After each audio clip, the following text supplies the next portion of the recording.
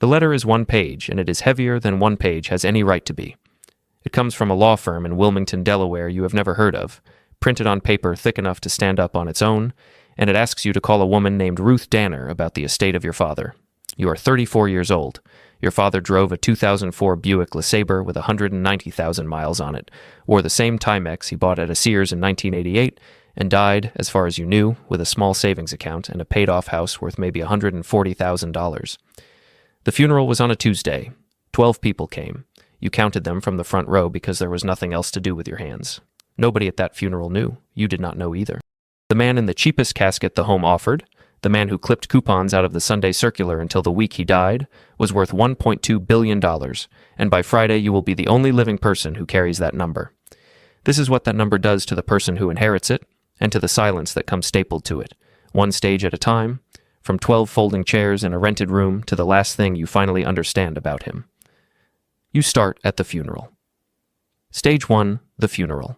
You are 34 years old, and you are standing next to a casket that cost $940 because your father wrote, in a letter you found in his kitchen drawer, that anything more would be a waste. The room holds 40 chairs, 12 are used.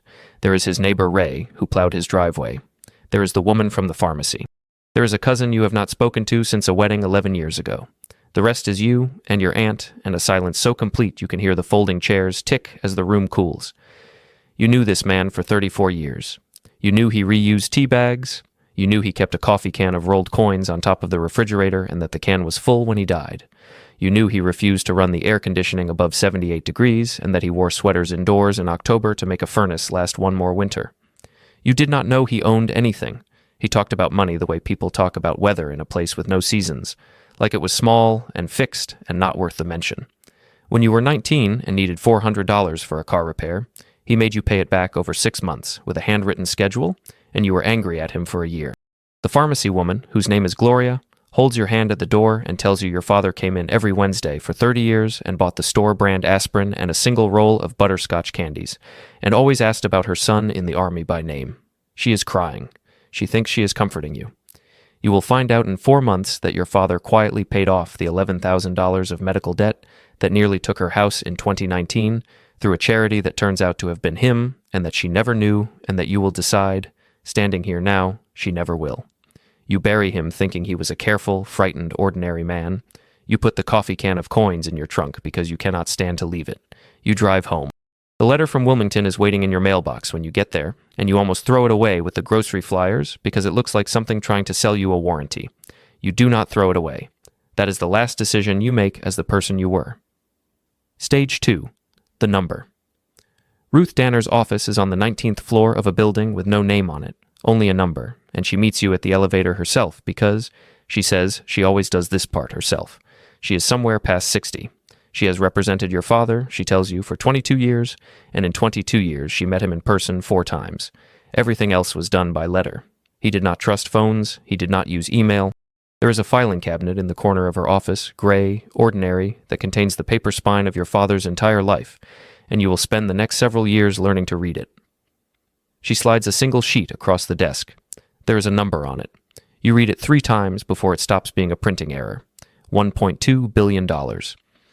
Gross, she says, before you can speak. The estate is structured, so the tax exposure is not what you would assume for a number like that. But the figure is real. It has been real for a long time. You ask the question everyone asks. You ask how.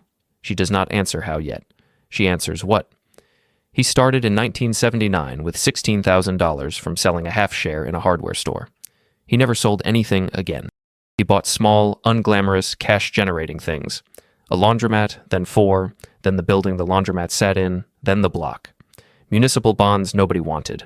A stake in a regional trucking company that quietly moved half the paper towels in 3 states. He held everything for decades. He reinvested every dividend.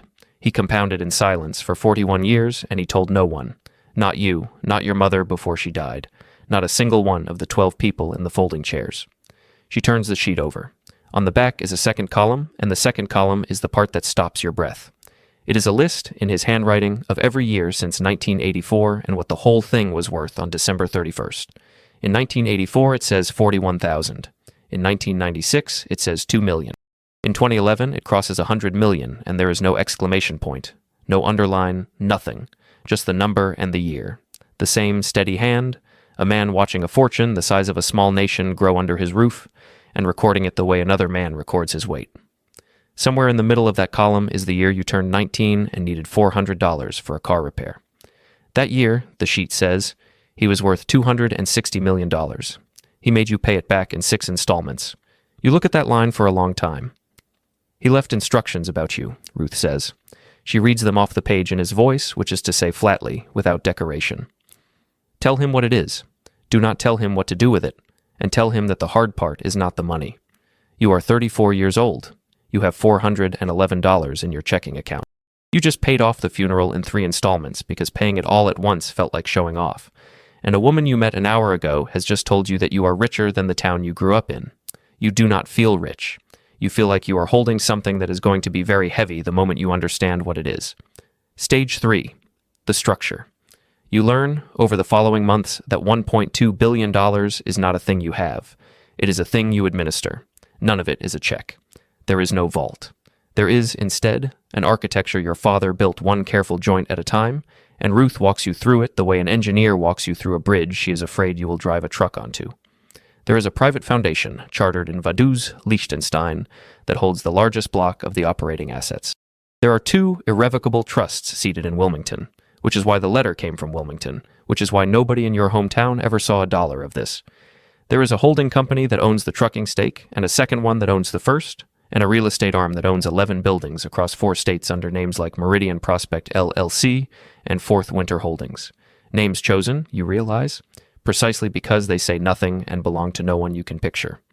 Of the whole $1.2 billion, the amount that is actually liquid, that you could, in theory, wire somewhere tomorrow, is roughly $180 million.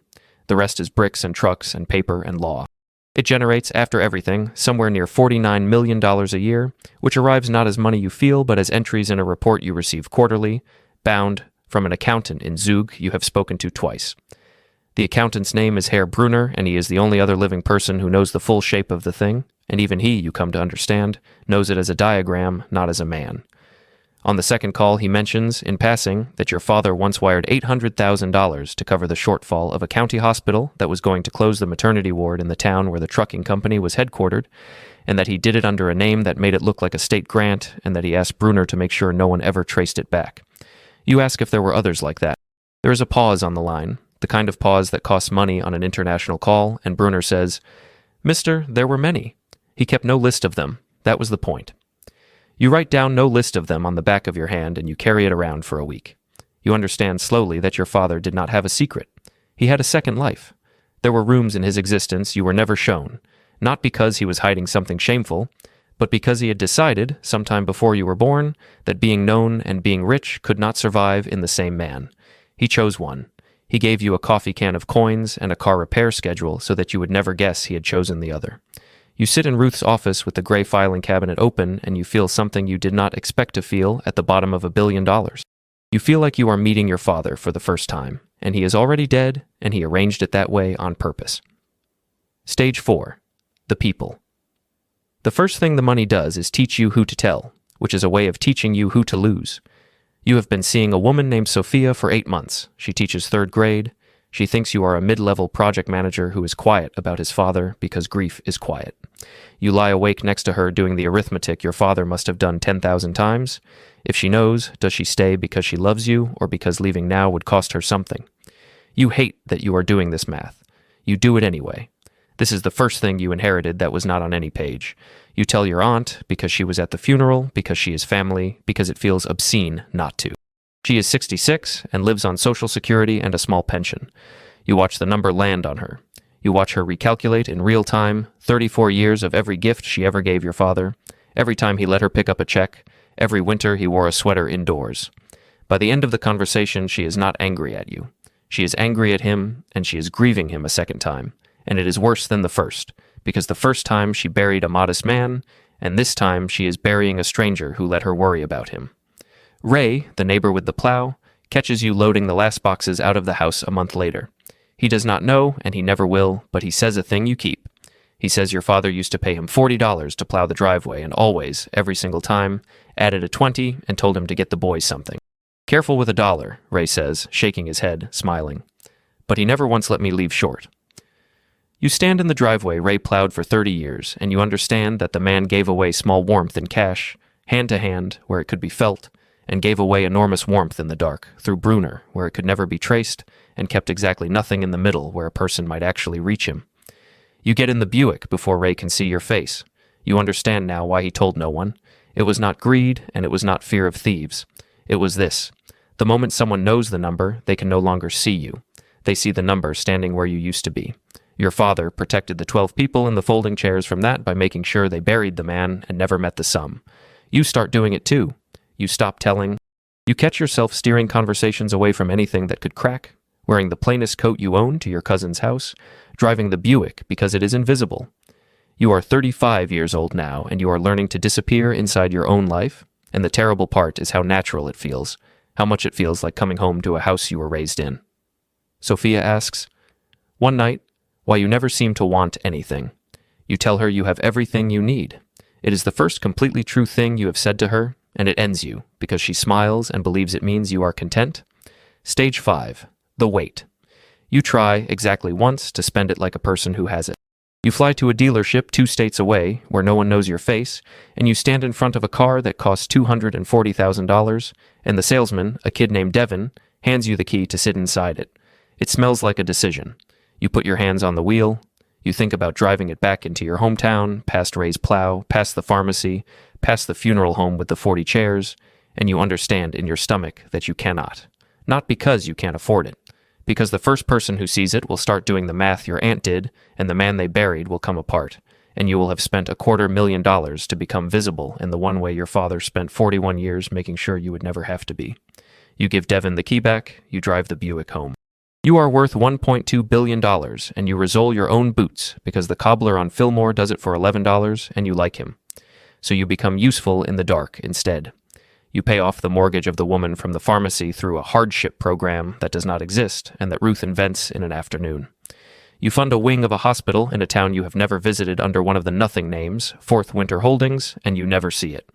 You settle your aunt into a life that does not require her to be afraid of February, and you do it in a way that lets her keep believing it came from your father. Because it did, because you are your father now, moving enormous weight from behind a curtain and letting no one thank the hand. There is one night you come close to breaking. It is 11:40 on a Thursday, and you are alone, and you draft an email to Sophia. The whole thing, the number, the foundation, Vaduz, the coffee can, all of it, 400 words that would end the lying. You read it 11 times. You think about how she would look at you afterward, and you cannot decide whether the thing you are afraid of is that she would leave or that she would stay, and the fact that you cannot tell the difference is your answer. You delete it a line at a time so that no draft is ever saved. Then you sit in the dark of a house worth more than the street it sits on, and you do the loneliest arithmetic there is, which is the arithmetic of a man deciding, freely, to keep being alone because the alternative is worse. Your father did this math for 41 years. It took you 3. The $49 million a year keeps arriving. You spend, on yourself, in a good year, maybe $60,000. The gap between what you have and what you touch grows so wide that you stop being able to feel it as money at all. It becomes something else. It becomes a pressure in the room, a thing that runs everything and is allowed to touch nothing, a fortune shaped exactly like a coffee can that stays full because opening it would let people hear the coins. You are 37. You have not told a single new person in 2 years. You are extraordinarily, structurally, permanently alone, and you finally completely understand the man in the $940 casket. Stage 6. The inheritance. Here is the thing Ruth read you in his flat, dead voice, the thing you did not understand at 34 and understand now at 38. The hard part is not the money. The money was never the inheritance. The money was the easy part. It manages itself, it compounds in Vaduz, it arrives in bound reports you barely read. What he actually left you, the thing that had his fingerprints all over it, was the silence, the wall, the particular loneliness of being the only one in every room who knows the true weight of the room. He carried it for 41 years and told no one, and the reason he told no one is that there was no one he could hand it to without handing them the wall along with it. So he waited until he was dead. Then he handed it to you, because you were the only person he was willing to make that lonely, because you were his son, and because love, in the arithmetic he lived by, meant giving you the thing and the cost of the thing and trusting you to understand why he never said a word. You drive out to the house before it sells. You sit in the kitchen where the coffee can live. It is still the only thing in the entire estate that anyone will ever be able to hold, and the cheapest object your father owned is the only one that ever told the truth about him. Nobody at his funeral knew. Nobody at yours will either. You leave the coffee can where it is, full, and you lock the door, and you go home to the quiet you were raised for and did not know was an inheritance until it was already yours.